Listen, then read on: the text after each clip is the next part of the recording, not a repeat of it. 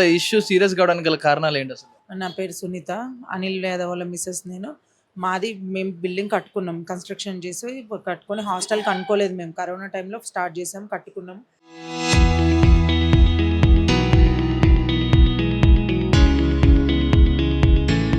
తర్వాత హాస్టల్ ఇద్దామని చెప్పి కాకినాడ సీను, నారాయణరావు ఆయన పేరు, అందరు కాకినాడ సీను అంటారు. నారాయణరావుకి ఇచ్చాము బిల్డింగ్. ఇచ్చిన తర్వాత నారాయణరావు కొంచెం పెట్టుబడి పెట్టిన తర్వాత, అంటే మేము బిల్డింగ్ మొత్తం ఫినిష్ చేసే ఇస్తాం. కొన్ని కొన్ని పనులు ఉంటాయి కదా, వాళ్ళు వచ్చి చేసుకోవడం, అవి హాస్టల్కి కొంచెము, హాస్టల్కి ఎట్లా చేసుకోవాలో అట్లా చేసుకుంటారు కదా, దానికోసం కొంచెం ఇన్వెస్ట్మెంట్ పెట్టారు. అది అయిపోయిన తర్వాత నా ఫ్రెండ్ అని చెప్పి రెడ్డిని తెచ్చుకున్నాడు, వీరహనుమాన్ రెడ్డి. ఈ వీరహనుమాన్ రెడ్డి తెచ్చుకున్న తర్వాత వీరహనుమాన్ రెడ్డి, కాకినాడ సీను ఇద్దరికి డబ్బుల విషయంలో వాళ్ళకి గొడవలు వచ్చి కాకినాడ సీనుని తీసేశాడు. ఆ తీసేసిన విషయం కూడా మాకు తెలియదు. 6 నెలలు కలిసి పనిచేశారు. పనిచేసిన తర్వాత కాకినాడ సీనుని తీసేశారు. వీరహనుమాన్ రెడ్డి ఫస్ట్లో వాళ్ళ భార్యని తీసుకురాలేదు ఇక్కడికి. ఇక తర్వాత పని అయ్యేటప్పుడు వాళ్ళ భార్య ఎప్పుడు రాలేదు, అప్పుడప్పుడు వచ్చి వెళ్తుండే.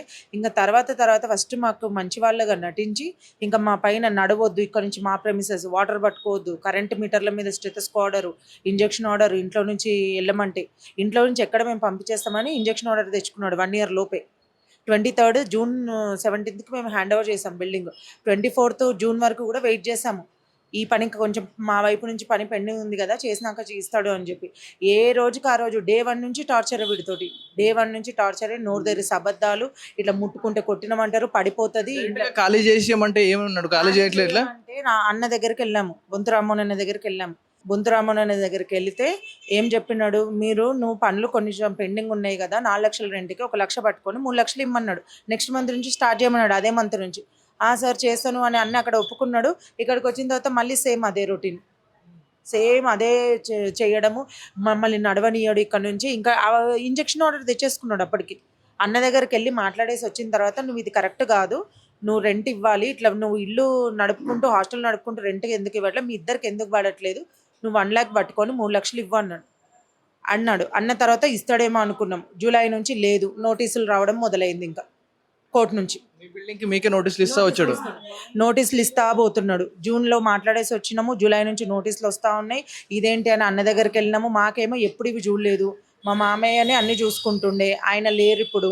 ఇంక ఈయన చూసుకుంటుండే మా హస్బెండ్. ఆయనకి హెల్త్ ఇట్లా మెంటల్ టెన్షన్ పెట్టుకొని హెల్త్ ఇట్లా అయిపోయింది.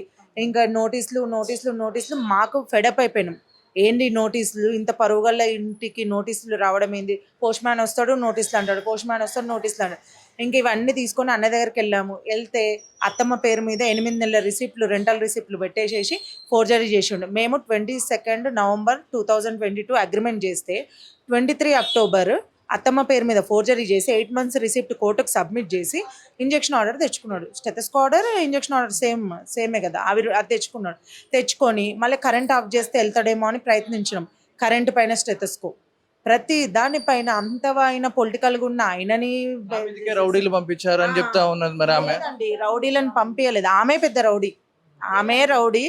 ఇక్కడ ఒక బండి ఉంచరుద్దండి. ఇప్పుడు ఆయన కారు వస్తుంది, చిన్నది 5-seater కారు వస్తే, ఆయన కారు వచ్చేసరికి ఒక బండి ఉండదు. ఇంకా బండి ఉందంటే వాళ్ళని ఇష్టం ఉన్నట్టు తిట్టేస్తారు. మాకు వాటర్ ఆపుతారు, బిర్యానీ పాయింట్కి ఆపుతారు. అంటే వాళ్ళు రెంట్ ఇవ్వడు. ఎక్కడ 7 హాస్టల్ ఇట్లనే రెంట్ ఇవ్వకుండా ఇట్లనే కోర్టులు తిరుగుతాడు. అగ్రిమెంట్ అయిపోతుంది కదండి, అగ్రిమెంట్ అయిపోయే వరకు ఇట్లనే తిప్పిస్తాడు, సింగిల్ రూపీ ఇయ్యాడు. ఇట్లా ఇంకా అయిపోతుంది అగ్రిమెంట్, కానీ వెళ్ళిపోతాడు. అది అయినది. ఒంగోలు అంతా కొట్టి పంపించారు. ఒంగోలు మొత్తము అక్కడ ఊరు కలిసి, వాళ్ళ నేటివ్ ప్లేస్ ఒంగోలు మొత్తం ఊరే బహిష్కరించేసింది ఆయన. ఊరు బహిష్కరించిన ఇక్కడ హైదరాబాద్లో ఇంత పెద్ద సిటీలో ఎవరిని మోసం చేస్తాడండి. ఇప్పటికి మాలాగా మోసపోయిన వాళ్ళు 7-8 మంది ఈ హాస్టల్లో ఉన్నారు.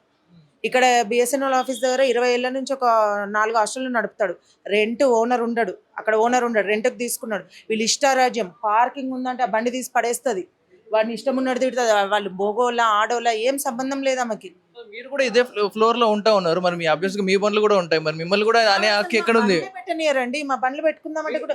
ఓనరు మీరు, నేను ఓనర్ అని చెప్పే ప్రయత్నం చేయలేదా? షాప్ దగ్గర పెట్టుకుంటాం. మా బండి అక్కడ మ్యాట్రస్ షాప్ ఉంది కదా ఎదురుగా, అక్కడ పెట్టుకుంటాం. మేము ఓనర్, కానీ మాకు అసలు ఓనర్ అన్నట్టు లేదండి. మాకు ఓనర్ అనే లేదు, మేమే టెనెంట్, వాళ్ళే ఓనరు. ఈ ప్రెమిసెస్లో నడవద్దంటారు. మా పిల్లల్ని ఆడుకోనియరు. మాకు 2 అబ్బాయిలు, మా పిల్లల్ని ఆడుకోనియరు. వాళ్ళు మా ఆడబిడ్డ పిల్లలు అనమాట. వాళ్ళు ఏం చేయకముందుకే మొన్న అమ్మాయిలు వస్తే ఇక ఈ రకంగా అట్లా కిరాయి కురుస్తాం అది అయిపోయింది. ఇంకా కేసులు పెట్టడం, ఫోర్జరీ కేసు మా అత్తమ్మ మీద చేస్తే రామ్మోహన్ అన్న ఏం చెప్పారంటే కేసు పెట్టండి అని అన్నారు. ఫోర్జరీ కేసు వేసాం, ప్రూఫ్ అయింది, ఎఫ్ఎస్ఎల్ రిపోర్ట్ వచ్చింది. ఎఫ్ఎస్ఎల్ రిపోర్ట్ వచ్చి 10 days రిమాండ్కి వెళ్ళిండ్రు. రిమాండ్కి వెళ్ళేసి వచ్చిన తర్వాత కూడా ఇదే. పోనీ రిమాండ్కి వెళ్ళేసి వచ్చినాకనే ఏమైనా మారుతారు అంటే ఆ మనుషులు మారరు. ఆ మనుషులు మారరు, వస్తారు, పిల్లలు కట్టిన ఫీజులన్నీ కలెక్ట్ చేసుకుంటారు, పోతారు. మాకు మాత్రం సింగిల్ రూపీ ఇయ్యరు. వెళ్ళేసి వచ్చిన తర్వాత యాక్షన్ అనమాట. ఇప్పుడు వాళ్ళు ఎక్కడున్నారో తెలియదు.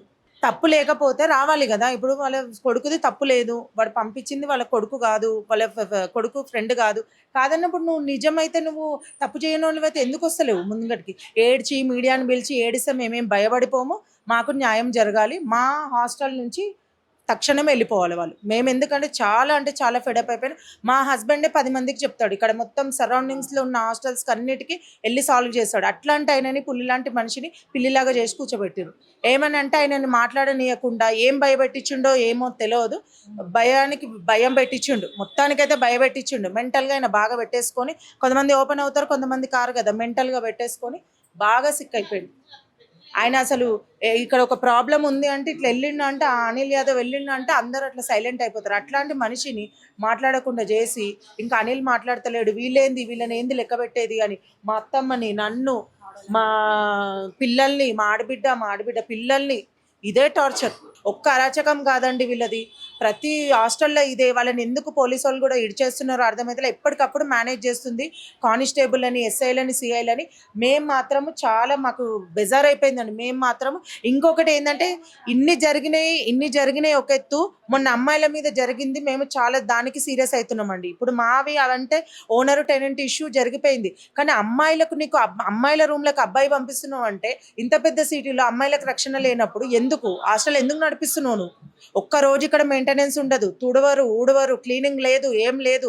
అడిగితే డ్రింకింగ్ వాటర్ బంద్ చేసిండ్రు. మాకు అక్కడ పట్టుకోమంటారు మమ్మల్ని, ఇక్కడ ట్యాప్ వస్తున్న దగ్గర పట్టుకోమంటారు.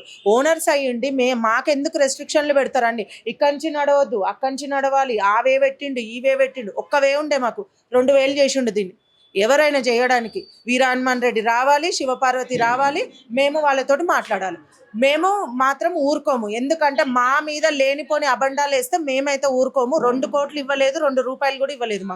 మాకు 2 కోట్లు ఇవ్వలేదు. మొత్తం ఇల్లు మేము కష్టపడి కట్టుకున్నాం. మా మామయ్య కష్టార్జితం ఇది, మా మామయ్య కష్టపడి సంపాదించింది. మేము వాళ్ళలాగా ఎవరి మీద దోపిడీలు చేసి సంపాదించింది కాదు. మా మామయ్య కష్టార్జితం. మా మామయ్యకి చాలా పేరుంది, మా హస్బెండ్కి కూడా పేరుంది. మమ్మల్ని మాత్రం ఏదైనా పరువు తీయాలని చూస్తే మాత్రం మేము ఊరుకోము. బొంతు రామ్మోహన్ అన్నని, శ్రీదేవి అక్కని కూడా పొలిటికల్గా వాళ్ళని మొత్తం పొలిటికల్ కెరియర్ ఖరాబ్ చేయాలని వాళ్ళ పేరు తీస్తున్నారు. వాళ్ళకి దీనికి ఎటువంటి సంబంధం లేదు. ఇది మాది, సమస్య మాది, కావాలని వాళ్ళని తీస్తున్నారు, పొలిటికల్గా వాళ్ళని బ్లేమ్ చేయాలని చెప్పి. ఎందుకంటే రామ్మోహన్ అన్న కూడా పొలిటికల్గా, ఎందుకంటే లీగల్గా వెళ్దాము, మనకి దౌర్జన్యాలు దోపిడీలు వద్దు. ఆయన ప్రజాసేవలో ఉన్నారు కాబట్టి దౌర్జన్యాలు దోపిడీలు వద్దు. ఆయన ప్రజలకి ఇట్లా ఇబ్బంది కలుగుతుందంటే వెంటనే వెళ్ళిపోయే మనిషి. కాబట్టి ఆయన మేయర్గా మీరు చూసారు ఎట్లా చేశారు. కాబట్టి ఆయనని ఇప్పుడు పొలిటికల్గా బ్లేమ్ చేయాలని చూస్తున్నారు. మేము మాత్రం ఊరుకోము. శివపార్వతి, వీర హనుమాన్ రెడ్డి మా ముందటికి రావాలి, మేము మాట్లాడాలి. ఎందుకంటే మేము వేరేదైతే మేము ఊరుకుంటుండే. ఆడపిల్లలకు అన్యాయం జరుగుతుంది ఇక్కడ. ఇది ఇల్లా ప్రాస్టిట్యూషన్ అని అడిగిన నేను. ఇది ప్రాస్టిట్యూషన్ చేస్తున్నావు నువ్వు ఇక్కడ అని అడిగితే, మీ అల్లుళ్ళే అని చెప్పి మా ఆడబిడ్డ పిల్లల్ని అన్నారు. పక్కనే ఉంటుంది, ఆమెకి హస్బెండ్ లేరు, ఇక్కడే ఉంటుంది మా దగ్గరనే, వాళ్ళ పిల్లల్ని అన్నారు. మేము దానికి స్టాండ్ తీసుకొని 3 days నుంచి మేము ఊరుకుంటలేము. ఇన్ని రోజులు జరిగింది ఒక ఎత్తు అండి, ఇప్పుడు ఒక ఎత్తు. మేము మాత్రం ఊరుకోము. మాకు తగిన న్యాయం చేయండి. చూస్తా ఉన్నాం మరి 2 వర్షన్లు అయితే వినిపిస్తా ఉన్నాయి. ఇటు కావాలని కక్షపూరితంగా ఎంత చేస్తా ఉన్నారు, ఎక్కడ కూడా హాస్టల్ ఫీజు చెల్లించకుండా ఇలాంటి ఒక స్ట్రాటజీని ఉపయోగించుకొని డబ్బులు ఎగ్గొట్టడానికి అన్ని పన్నాగాలు పడుతున్నట్టు తెలుస్తా ఉంది. ఇదే ప్రోడక్ట్ అప్డేట్స్ కెమెరా పర్సన్ మధుతో పవన్ వైద్య వాటివి, హైదరాబాద్.